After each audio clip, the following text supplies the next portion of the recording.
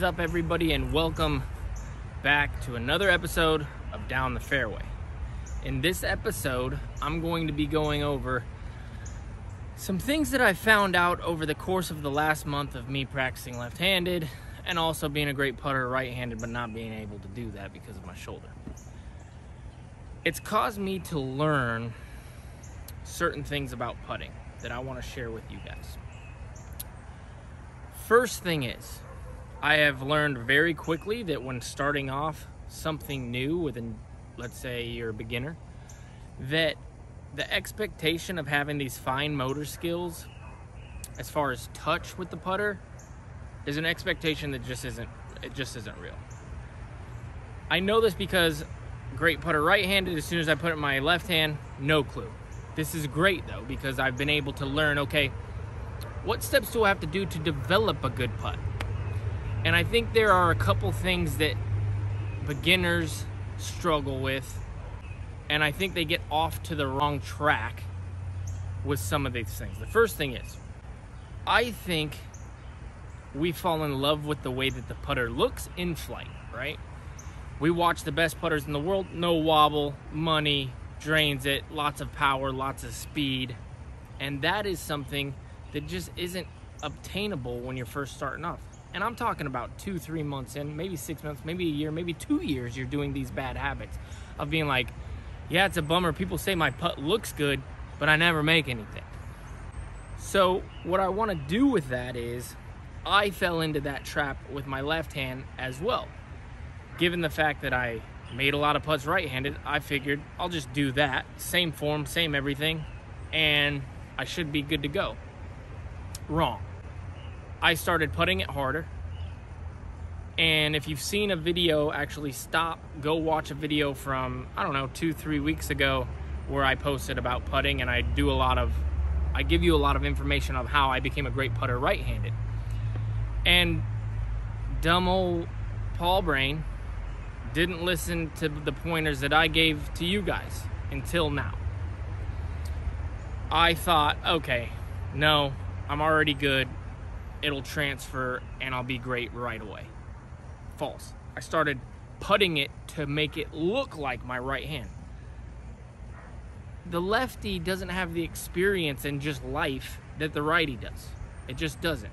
I've thrown things my whole life this way. I brush my teeth with my right hand. I do all these fine little things to get my brain firing into my fingertips and telling it what to do. The experience just isn't in the left hand, and that's the beginner that I'm talking to. So the number one thing, and that is, just like I said in my other video, find your release point, and you do that by going slow. Here's an example. Here's me wanting my putt to look sweet, just like my right hand, wanting it to go in with a little pace. Let's see what happens.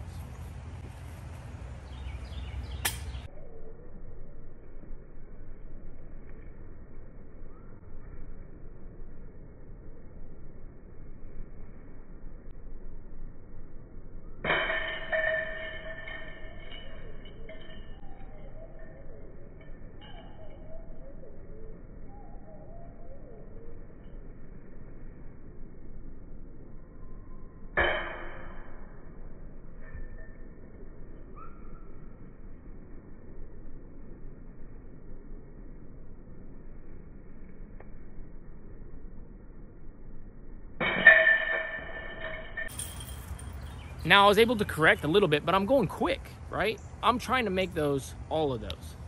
They're all coming out differently. I feel like I'm getting to the same spot every time. That's the difference, is I feel that, but I'm not. So what do we do to correct that? It's so simple. Hey guys, the best way that you can support me is just by going to the Discraft website.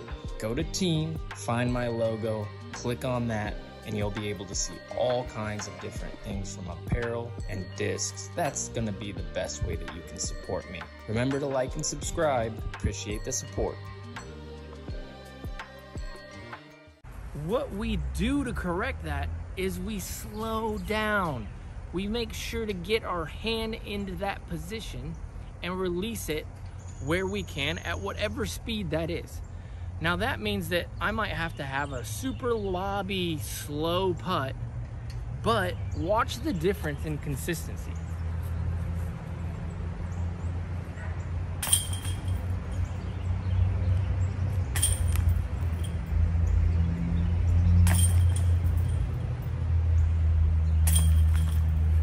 There's nothing sexy about that putt. Doesn't pass the eye test. Doesn't pass the speed test. If it gets windy, that putt's probably toast. But you know what I did pass? The #1 basic rule, and that is get to your release point, release where you want it to go, and look at the result. You start making putts. They don't look great, but it's a scoring game. It's not a look cool game. That's the most important thing to remember. Forget about it looking cool. Forget about watching other people and the speed that they have.